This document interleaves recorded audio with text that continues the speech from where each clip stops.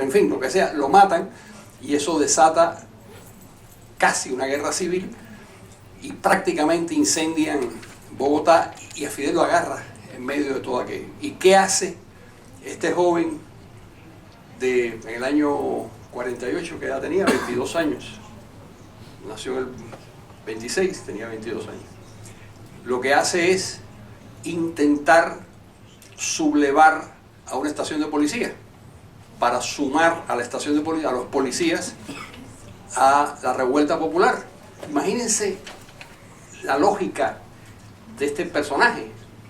Es su primer viaje a Colombia, acaba de llegar a Bogotá, se produce una revuelta y él y Rafael del Pino, dos jóvenes, eran grandes amigos, se presentan en una comisaría de policía a sublevar a los policías bogotanos para que se sumen a la...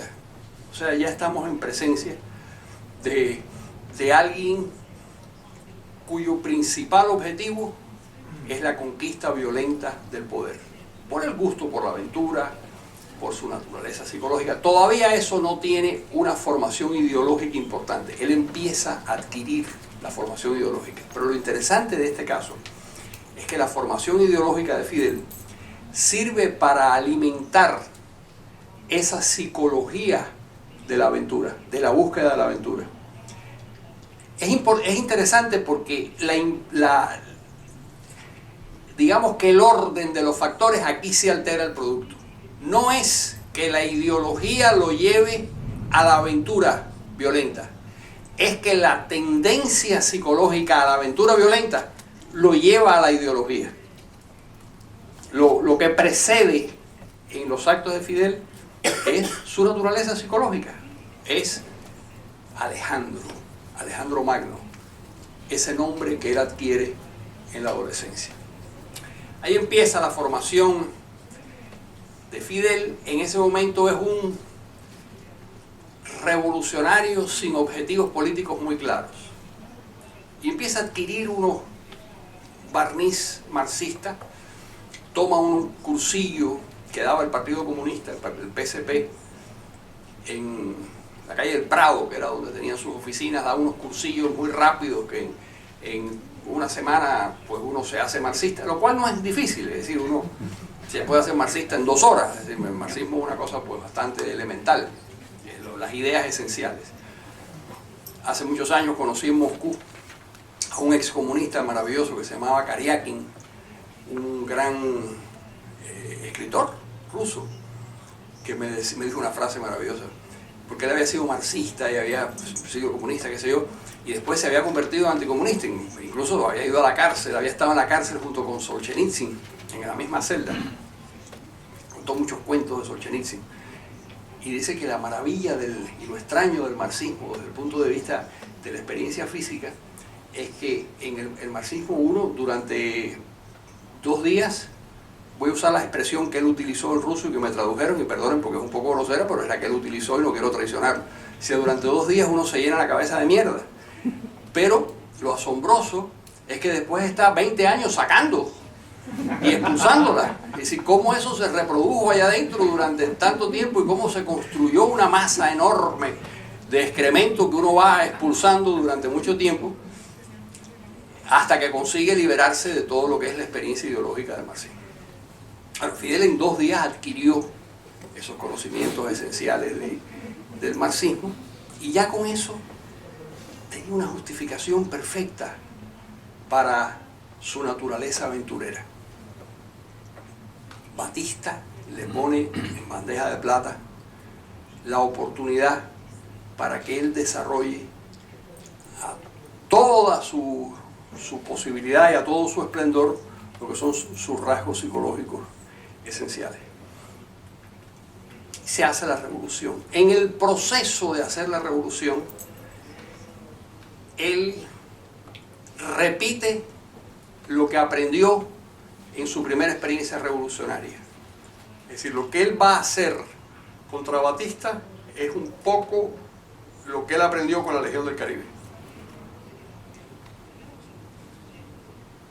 El proyecto no era estar 2 años o 3 o 5 o 10, no sabía, luchando en una guerrilla. El proyecto era derribar rápidamente al gobierno de Batista. Ese era el proyecto. Un levantamiento en Santiago de Cuba el 30 de noviembre. Ellos desembarcaban de manera coincidente con el levantamiento. Se producía en Cuba una explosión de rebeldía frente a Batista y ellos llegaban arrollando a La Habana. Ese era lo que él tenía en la cabeza. Todo le salió. Fidel es un hombre que en ese sentido con una enorme suerte, porque las cosas al principio le salen mal y luego se le enderezan. El asalto al Moncada fue un disparate que lo convirtió en una figura nacional de primer orden, en el año 53, el desembarco del Granma, hay una frase del Che que dice, más que un desembarco, eso fue un naufragio prácticamente, donde ellos casi son diezmados cuando llegan a Cuba. Fracasa el levantamiento en Santiago de Cuba, es decir, no se produce nada, se meten en la sierra y bueno, lo cierto es que a los 2 años había ocurrido un fenómeno que nadie sabía y era que el ejército de Batista era uno de los ejércitos más incompetentes de la historia militar de la humanidad. Entonces son derrotados por un grupo de señores con unas escopetas que no tenían ninguna tradición militar y ni mucho menos y que eran muy poquitos, pero era un ejército desmoralizado porque estaban dirigidos por una dictadura absolutamente desacreditada que no tenía ningún respaldo popular. Por lo tanto, lo cierto es que el 1 de enero Batista se va. ¿Qué ocurre entonces? La experiencia de la Sierra Maestra se convierte en el procedimiento y el método de lucha que va a emplear el gobierno, que va a emplear Fidel Castro para su proyecto político personal, que es la aventura. Es la conquista de otros países mediante la reproducción de lo que había pasado en Cuba. Es decir, eleva a categoría universal lo que había sido la pequeña anécdota de la derrota de Batista.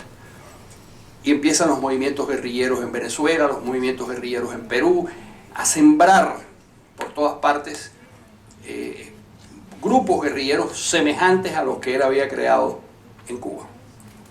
Eso le cuesta la vida al Che Guevara en 1967 en Bolivia, en fin, eso todo es un desastre, pero ahí lo que estamos viendo es que el verdadero leitmotiv detrás de la actuación de Fidel Castro era la lucha permanente, constante, la conquista de otros territorios, el proyectar su figura por encima del resto del planeta.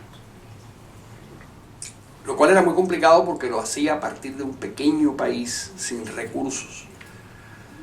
Y aquello pues no tenía demasiado sentido. Pero en el proceso establecen una relación muy estrecha con la Unión Soviética. Desde 1959 a 1960, si uno lee, y eso no estaba claro en el año 59 cuando comienza la revolución, pero hoy en día sí podemos comprobarlo de una manera muy fehaciente. Ya desde la Sierra Maestra ellos tenían el propósito, Fidel, Raúl, el Che, tenían el propósito de convertir a Cuba en una sociedad comunista.